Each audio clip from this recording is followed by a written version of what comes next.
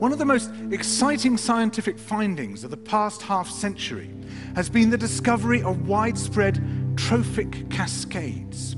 A trophic cascade is an ecological process which starts at the top of the food chain and tumbles all the way down to the bottom.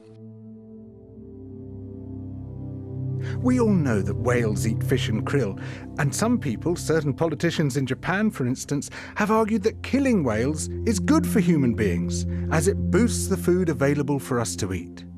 And so you would think. But as the great whales declined, so did the numbers of fish and krill. It seems counterintuitive. Surely their numbers would rise as their major predators disappeared. But it now turns out that whales not only eat these animals, they also keep them alive. In fact, they help to sustain the entire living system of the ocean.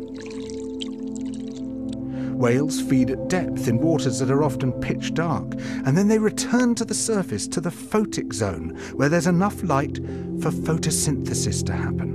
There they release what biologists call fecal plumes, vast outpourings of poo, poonamis. These plumes are rich in iron and nitrogen, nutrients which are often very scarce in the surface waters. And these nutrients fertilize the plant plankton that lives in the only place where plants can survive, the photic zone. Fertilizing the surface waters isn't the only thing the whales do. By plunging up and down through the water column, they also keep kicking the plankton back up into the photic zone, giving it more time to reproduce before it sinks into the abyss.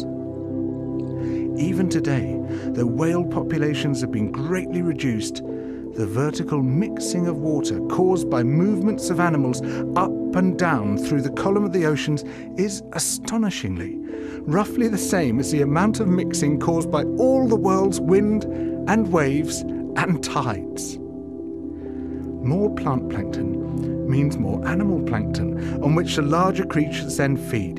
In other words, more whales means more fish and krill.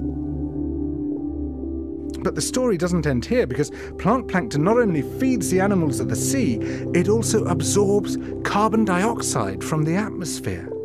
When eventually it sinks to the ocean floor, it takes this carbon out of circulation down to a place where it remains for thousands of years. The more whales there are, the more plankton there is. The more plankton there is, the more carbon is drawn out of the air.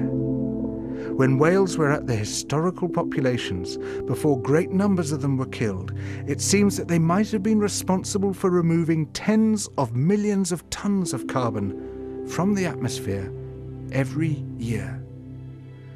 Whales change the climate. The return of the great whales, if they're allowed to recover, could be seen as a benign form of geoengineering. It could undo some of the damage we've done, both to the living systems of the sea and to the atmosphere.